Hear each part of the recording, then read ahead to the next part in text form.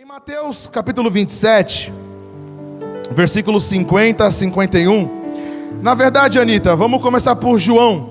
João 19, versículo 29 e versículo 30. João capítulo 19. O texto diz assim: estava ali uma vasilha cheia de vinagre. Então embeberam uma esponja nela, colocaram a esponja na ponta de um caniço de isopor e a ergueram até os lábios de Jesus. Tendo provado, Jesus disse: está consumado. Com isso curvou a cabeça e entregou o Espírito. Agora vamos lá para o texto de Mateus, capítulo 27, versículos 50 e 51. O texto diz: depois de ter bradado novamente em alta voz, Jesus entregou o Espírito. Naquele momento, o véu do santuário rasgou-se em duas partes, de alto a baixo. A terra tremeu e as rochas se partiram. Eu vou ler esse texto em uma outra versão. E depois de outro grito de dor, Jesus deu seu último suspiro. Naquele instante, a cortina do templo rasgou-se ao meio, de alto a baixo. Houve um terremoto e as pedras se despedaçaram. Amém? Crianças de 3 a 8, vai ter sala hoje? De 3 a 8, por favor. Já foram? Ah, já foram. Amém. Então já foram. Amém. Hoje eu quero falar sobre um dos temas mais importantes do cristão, um dos temas mais importantes da nossa Bíblia, e eu quero falar sobre o véu que foi rasgado. A nossa geração, a minha geração, a sua geração, ela sofre alguns problemas por falta de conhecimento, é ou não é verdade? A nossa geração, todas as gerações na verdade, elas sofreram muito por falta de conhecimento. Eu queria te falar uma das coisas mais temidas dos demônios e dos poderosos, é que você nunca descubra a capacidade que você tem de vencer os desafios da vida. Porque quanto mais ignorante nós somos de um assunto, mais as pessoas, os poderosos, elas podem te controlar, elas podem nos controlar, e você se torna uma pessoa descartável. Então, quanto mais você souber disso, ei, atenção, você tem um potencial tão grande para vencer os desafios da vida. Mas existem tipos de pessoa, existem poderosas pessoas que não querem que você tenha acesso a muitos conhecimentos. E um dos conhecimentos mais poderosos e milagrosos na Bíblia é o véu se rasgando. Mas antes de entrar na parte da morte de Jesus, da ressurreição dele, você precisa entender uma coisa: que demônios e poderosos temem quando você tem conhecimento. Sabe por quê? Quem tem conhecimento governa. Quem tem sabedoria lidera. Quem tem conhecimento, ele governa todas as coisas. Por isso que muitas pessoas vão torcer muito contra você, contra a sua família, contra os teus filhos, para você não ter acesso à informação, a conhecimento. Por quê? Quanto menos informação e conhecimento você tem, mais você pode ser controlado. É ou não é verdade? Então, quando eu tenho a falta de conhecimento, eu sou manipulado, eu sou subjugado. Quando eu não conheço de um assunto, as pessoas provavelmente passam a perna em mim. Você se torna uma pessoa que os outros não compreendem. Mas eu quero dizer uma coisa: enquanto demônios e poderosos torcem para ver o teu fracasso, existe um Deus no céu que além de torcer todos os dias pela tua vitória, Ele vai despejar sobre a tua vida poder, autoridade, não só autoridade, mas também esperança, porque enquanto pessoas torcem contra você aqui, no céu existe um que é todo poderoso para fazer você prosperar acima dessas pessoas que torcem contra você. Só que a informação é uma das coisas que as pessoas não querem que você tenha. Por quê? Porque o conhecimento, ele liberta, é ou não é verdade? Quando você tem um conhecimento de algo, isso vai te libertar. Quando você vai descobrir a verdadeira história do Brasil, exemplo, a verdadeira história da descoberta da América Latina, e você leva um susto, porque a história que contaram para você não é verdadeira. Os poderosos sabem que a manipulação da informação faz nós escravos. Eu falo isso para você porque eu estudei história, eu lecionei muito tempo, e um dos motivos de eu ser desligado da diretoria foi porque um dia eu resolvi contar a verdadeira história do descobrimento do Brasil. Então existe um poder de manipulação através do conhecimento. Mas eu vou dizer uma coisa para você: a intenção do Senhor Deus é que você tenha todo tipo de acesso ao conhecimento dEle, não através da religião, mas através do acesso que Ele liberou de você para Deus. Por isso que eu vou falar uma coisa hoje, que é sobre o véu. Acho que você já ouviu muito falar sobre o véu lá do santuário. Vamos lá para o texto. No texto de Mateus, capítulo 27, o texto diz que naquele momento, o véu do templo, o santuário rasgou-se em duas partes, de alto a baixo. A terra tremeu e as rochas partiram. Você conhece muito bem a história de Jesus, o nascimento de Jesus, como aconteceu tudo aquilo. Acho que eu não preciso entrar nesses detalhes. Só que o destino de Jesus não era ter uma vida boa. O destino de Jesus não era ser pobre, como muitos acreditam que ele era, mas a Bíblia prova que ele não era pobre. O destino de Jesus não era fazer carinho só, mas o propósito mais importante de Jesus era morrer na cruz. Jesus não veio na terra para dar um rolê, para dar uma banda, como dizem os mais novos. Jesus ele não veio aqui para curtir uma festa de final de semana, mas ele veio com o único propósito: morrer na cruz do Calvário, para liberar sobre a tua vida uma espiritualidade e um poder que você talvez hoje não tenha noção. Para aqueles que aceitou Jesus, a noção que existe na morte e na ressurreição de Jesus. E agora ele vem, ele escolhe os discípulos, ele é traído, ele é vendido, e ele é pendurado numa cruz. Alguém já assistiu a Paixão de Cristo? Você vai lembrar muito bem disso. Ele é pendurado na cruz do Calvário, com dois ladrões, um à sua esquerda e um na sua direita. E agora os soldados cospem sobre ele, coloca sobre ele uma coroa de espinhos. Eles enchem uma esponja de vinagre misturado com urina e coloca na boca de Jesus para ele beber. Não só isso, mas depois que ele entrega o seu espírito a Deus, um dos soldados vem e enfia uma lança na sua costela. Só que o texto diz que naquele momento que Jesus ele entrega o seu espírito a Deus, o texto diz que o véu do santuário rasgou-se de cima a baixo. E o que é, pastor, o santuário? Naquela época, os judeus se reuniam em templos, porque Deus falou para eles: constrói um templo no deserto, constrói um templo em Jerusalém para que vocês possam me adorar. E eles constroem um templo, e aquele templo ali, santuário, ele era dividido por partes. E a parte mais importante, onde Deus habitava, era chamado o Santíssimo ou o Santo Lugar. Só que para você entrar lá, no último estágio do templo, era só o sacerdote, uma vez por ano, que ele podia ter contato com Deus. A pergunta mais importante então: o que tinha lá daquela sala, lá existia a Arca da Aliança.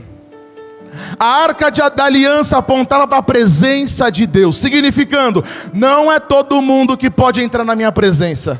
Não é qualquer pessoa que pode me adorar. Não é qualquer pessoa, mas as pessoas que têm um coração voltado a mim, separado por mim. E essas pessoas eram chamados de sumo sacerdote. Para eles entrarem naquele lugar, eles passavam pelo ritual de preparação que você não tem ideia. Desde banho, comida, eles tinham que ser literalmente perfeitos. Eles precisavam vir de uma linhagem, de uma dinastia. E o texto diz que existia uma cortina. E eu quero passar para você a dimensão dessa cortina. Ela tinha 12 centímetros de espessura. Era uma cortina muito grossa. Mas ela tinha 12 centímetros de espessura por 18 metros de altura. Imagina, esse prédio, ele tem de pé direito 4,85. Agora imagina, 18 metros de altura por 18 metros de largura. O historiador da época, Flávio Joséfo, conta que para você remover a cortina, precisaria de 300 homens atléticos, porque ela era pesada, ela era muito bem costurada, ela era imensa literalmente. E ninguém podia entrar daquela parte em diante. Por quê? Porque ela separava os ambientes. E não era qualquer pessoa que podia entrar lá. O que eu quero dizer com tudo isso, apesar de o Senhor estar em todos os lugares da terra, Ele podia se manifestar em apenas um lugar, naquele Santo do Santo. Deus, Ele está em todos os lugares, Ele estava em todos os lugares, mas Ele podia se manifestar apenas em um lugar, lá no Santo do Santo. Ei, presta atenção aqui. Naquela época, Ele se manifestava em todos os lugares, mas Ele se manifestava em apenas um. Só que agora, depois que o véu foi rasgado, Ele não habita mais só lá dentro. Agora Ele não habita em lugares feitos por mão de homens. O texto diz que agora Ele habita no meio e dentro daqueles que o receberam. Mas eu quero dizer para você que muitas pessoas talvez entraram aqui essa noite ou estão acompanhando online, que elas entraram buscando a Deus religiosamente. Só que muitas pessoas também entraram assim e descobriram que existe um caminho excelente, melhor do que qualquer outra religião. Deixa eu te falar outra coisa. As pessoas, elas vêm até Jesus baseado por medo e pressão da religião. Só que quando elas chegam aqui, elas veem que existe um caminho excelente, um melhor caminho. Não um caminho de perca, de dor, de danos, mas um caminho de vitória, um caminho de alegria, um caminho de alegria, um caminho de alegria. Sabe por quê? Porque o caminho que o Senhor tem para você é excelente. Mas lá em versículo, lá no texto de 2 Coríntios capítulo 4, versículo 4, o texto diz: o Deus desta era cegou o entendimento dos descrentes, para que não vejam a luz do evangelho da glória de Cristo, que é a imagem de Deus. Apesar de ser a informação mais importante da terra, Satanás, ele cegou o entendimento de muitas pessoas para elas não compreenderem o evangelho de Jesus. Hoje, através da publicidade, da propaganda, você consegue perceber como que o império das trevas está tão claro hoje? Antigamente, talvez você vai lembrar, o império das trevas se manifestava por mensagens subliminares, é ou não é verdade? Eu sou da época que rodava ao contrário o CD da Xuxa. Alguém mais fez isso? E você ouvia mensagens subliminares, mensagens escondidas. Hoje não. Hoje as mensagens estão na novela, na publicidade de produtos, na venda de roupas. Você passa e você vê propagandas na escola, na educação, em todos os lugares. Antigamente era tudo escondido, mas hoje existe claramente uma luta entre o reino das trevas e o reino da luz. Existe claramente, porque A vontade de Satanás é escurecer o entendimento de muitas pessoas, porque sabe que quando eu tenho acesso ao Evangelho, tudo na minha vida transforma. Deixa eu repetir para você. Quando eu tenho acesso à boa nova de Jesus Cristo, a minha vida transforma. Eu não estou falando para você, a meia vida transforma. Não, eu estou falando que 100% da sua vida transforma. Não através da religião, não através de sacrifícios, mas em você ouvir, compreender, receber e viver o Evangelho de Jesus. E a pergunta que eu faço para você então: se Deus habitava lá e hoje Ele não habita mais, aonde que Ele resolveu morar?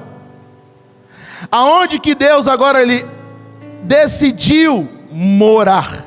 Lá em Atos capítulo 17 versículo 24 o texto diz: o Deus que fez o mundo e tudo que nele há é o Senhor da terra e não habita em santuários feitos por mãos humanas. Ah, meu amigo, deixa eu falar uma coisa. Deus habitava lá para nunca mais voltar a habitar naquele lugar. Por que será que Ele rasgou? Porque Ele sabia que não era uma pessoa que precisava ter acesso a Ele, mas vários filhos. Deixa eu te dar uma palavra muito importante. Para aqueles que são filhos, agora eles podem ter um total acesso a Deus. Antigamente, uma vez por ano, um homem muito bom entrava lá. Agora ele tem uma família de muitos filhos. Ei, você poderia celebrar o Senhor com as suas palmas quando Ele quando é bom? Porque antes ninguém podia entrar. Ninguém podia ter acesso a Deus. Ninguém podia. Então Ele habitava lá e Ele saiu de lá para nunca mais morar. A pergunta que eu também faço é: por que então que nós reunimos numa igreja? Deus não habita em lugares feitos por tijolos, feitos por cimento, porque Deus não está mais aqui. Deus não está na estrutura, mas Deus está na minha história. Deus não está no cimento, no bloco, na lâmpada, no chão, na cadeira, não. Mas agora Deus, Ele deixou de morar nesse lugar, para Ele vir morar em mim. Tem muita pessoa que tem dificuldade de entender isso. Muitas pessoas ainda adoram catedrais, se reúnem uma vez por ano para visitar cidades, se dobrar diante a estátuas. Mas eu quero dizer para você, nada disso funciona, nada disso serve, porque o próprio Deus disse que Ele não habita em lugares, Ele não habita em santuários. Deus não habita num espaço, porque se eu falo para você que Ele habita num espaço, eu estou limitando Ele, não é verdade? Deus não tem tamanho, Deus não tem dimensão. Se eu falo para você que hoje Ele habita dentro de um copinho, então significa que Ele é do tamanho de um copinho. Mas se eu falo para você que a terra é poeira para Deus, eu digo, não há espaço que possa comportar a presença de Deus. Mas um dia Ele decidiu, através de Jesus, vir morar com os homens aqui. Ah, meu Deus! Ele resolveu, através de Jesus, visitar a terra. E não só visitar a terra, mas conhecer você. Porque enquanto você nem pensava em nascer, sua mãe, seu pai, o Senhor já tinha pensado em você antes da fundação do mundo. Não é isso que a palavra de Deus diz? Que o Senhor me conheceu antes de fundar a terra. Antes de Adão e Eva, o Senhor já tinha pensado em você, já tinha destinado você, já tinha decretado que você estaria hoje aqui nesse domingo. Você deveria agradecer ao Senhor, porque você está num lugar que o reino de Deus já tinha declarado para você estar. Ah, como eu amo isso. Mas lá, no versículo 30 de João, tendo provado, Jesus disse: está consumado. Esse está consumado no grego se chama tetelestai. Tetelestai é muito importante, porque ele transmite para nós um significado. E um dos 3 significados de tetelestai, ou em português está consumado, significa pago. Quando você vai fazer uma compra lá no mercado, ou você quitou as parcelas do carro aí, amém? Quita aí esse ano a parcela do teu carro. Aí você tem um boleto lá, né? 72 vezes e tal. E você todo mês paga. Os mais antigos aí, que ainda vão lá na lotérica, ou vão no banco, o que o banco dá para você? Um cupom, uma notinha, ou pior, eles colocam um carimbo em cima, pago. É ou não é verdade? Pago. Tetelestai significa pago. Enquanto Jesus estava lá sendo crucificado, ele disse: está consumado. Ele estava dizendo: dívida está paga. Dívida está paga. Ei, você não está entendendo.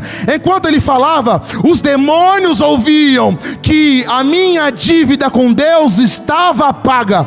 Enquanto ele dizia está pago, a voz dele ecoa até hoje. 2000 anos depois eu estou pregando para você, dizendo: a sua dívida aí foi paga. Você não tem dívida com Deus. E o segundo significado da palavra tetelestai significa sentença executada. Quando um soldado romano, um policial talvez, ele sentenciava alguém, e provavelmente aquela pessoa era morta, ele trazia no documento ou no CPF dele, na época não tinha um CPF, né? Ele colocava sentença executada, significava tetelestai. Era um carimbo que dizia sentença finalizada. Enquanto você ainda não tinha nem nascido, Jesus já estava gritando o teu nome lá na cruz, dizendo sentença finalizada. Ele não merecia um futuro nenhum, mas através de mim agora ele vai ter um futuro que nem os pais dele conseguem desenhar. E o terceiro significado de tetelestai, isso você vai ter que levantar da sua cadeira e dar um berro, significa vitória. Quando os soldados eles iam para uma guerra, eles não iam gritando não, isso é um filme de Hollywood que diz.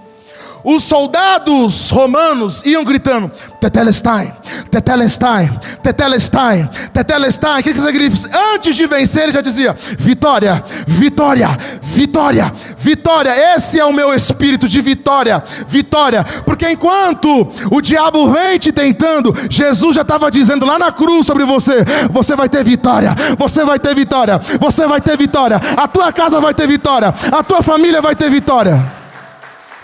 Mas muitas pessoas não têm acesso a essa informação, porque a religião não quer que você tenha acesso a isso.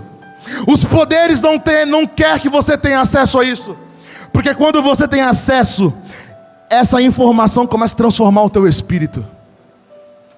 Agora você, em vez de andar em derrota, tristeza, amargura, depressão, você vai andar debaixo de muita alegria, debaixo de muita satisfação, debaixo de muito prazer. Não o prazer sexual, mas o prazer de ver as coisas sendo concretizadas na sua vida. Existem poderes que eles vão lutar dia e noite para trancar o seu conhecimento no consumado de Jesus. Olha que o texto diz em 2 Coríntios: Satanás cegou o entendimento. Antes de você chegar aqui, uma equipe já estava orando por você, porque tudo colaborou para você não estar aqui, mas porque Deus já tinha decretado na história, você veio aqui. Nem que seja pelo casamento dos dois, mas Deus usou os dois para o restante estar aqui. Ou então para você que está acompanhando na live, você não pode ter vindo, porque muitas pessoas estão com o Covid, mas isso não importa. O que importa é que o Senhor já tinha decretado esse dia, porque a partir de hoje eu vou andar de vitória em vitória, porque tetelestai foi pago na cruz do Calvário. Enquanto Jesus estava de braços abertos lá, ele estava dizendo vitória, sentença executada, a dívida do meu filho foi paga. Só que existe véu que te limitam. Existe um tipo de véu que limita você. E esse véu, ele não deixa você ultrapassar os limites da sua vida. Amém? Porque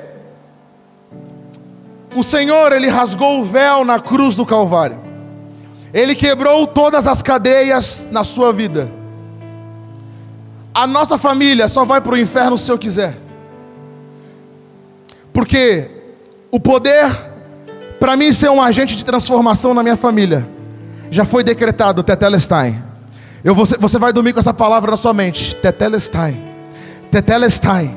A voz de Jesus está gritando dentro de você aí, Maicon. A voz de Jesus está gritando sobre você aí agora, que você está pago, a dívida foi paga. A dívida foi paga. Você não tem um certificado dentro da sua casa dizendo que você está devendo, mas existe um certificado de que minha dívida foi paga. Uma vez perguntaram assim: pastor, o que você faz para estar sempre sorrindo? Normal? Eu sempre lembro: Tetelestai. Falta de dinheiro, abundância de dinheiro não importa. O que importa é que Jesus disse lá na cruz do Calvário: está consumado. Tetelestai. O meu vizinho pode falar para mim que eu não vou conseguir, mas Jesus já disse lá na cruz do Calvário: Tetelestai.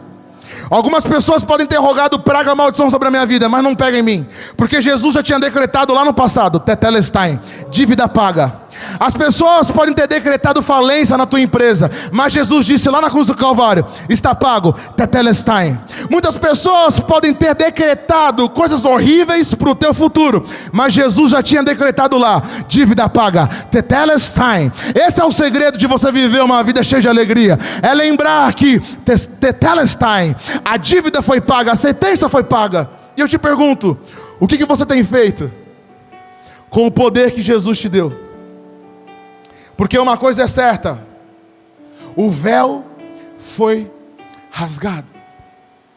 Ah, meu Deus. Hoje eu posso chegar diante de Deus, em qualquer condição, em qualquer situação. Eu posso chegar diante de Deus do jeito que eu estiver. Ele não vai olhar para mim e dizer o quanto eu estou sujo, ou dizer o quanto eu estou desconfigurado. Na verdade, Ele vai falar: seja bem-vindo à presença do teu Pai.